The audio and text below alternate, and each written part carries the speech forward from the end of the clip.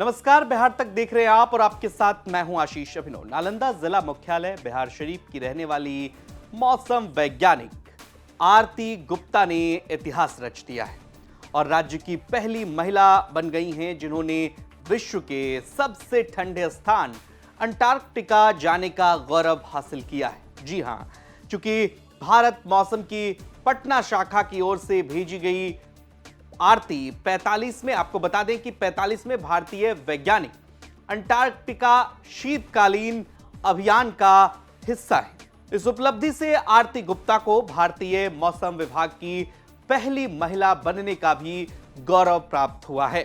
आपको बता दें कि इस टीम में 52 लोग शामिल हैं।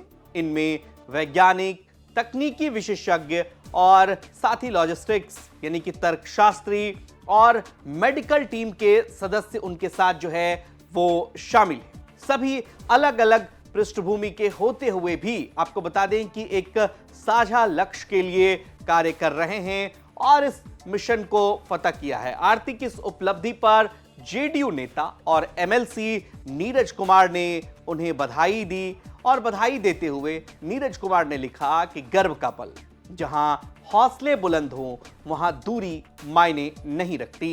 नालंदा की साधारण पृष्ठभूमि से निकलकर आरती गुप्ता ने असाधारण उपलब्धि हासिल की है। अंटार्कटिका तक पहुंचने वाली पहली बिहारी महिला मौसम वैज्ञानिक।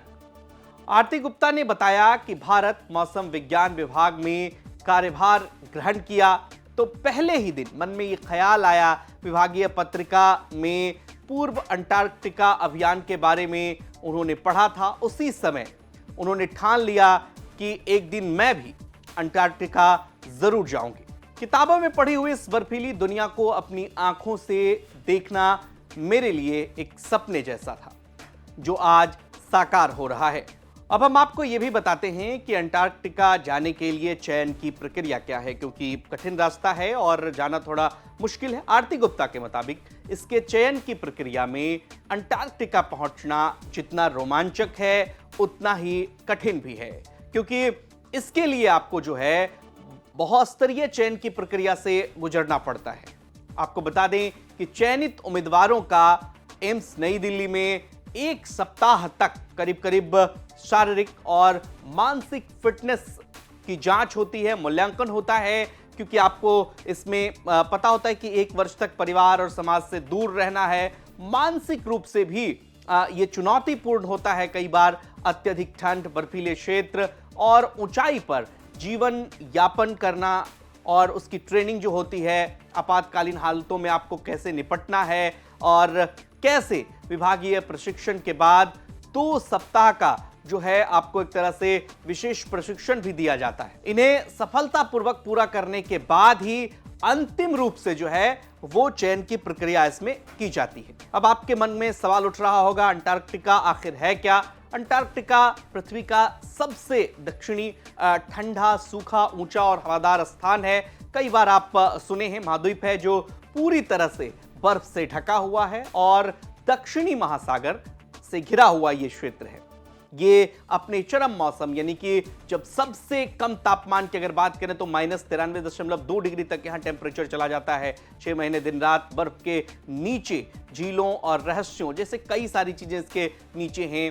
प्राचीन जंगल और पिरामिड, इसके लिए भी ये जाना जाता है। और यहां आपको बता दें कि कोई स्थायी मानव जीवन संभव नहीं है, स्थायी आबादी भी नहीं है, केवल वैज्ञानिकों के अनुसंधान के ये केंद्र हैं और इसे दुनिया का सबसे रहस्यमयी और दुर्गम स्थान भी कहा जाता है।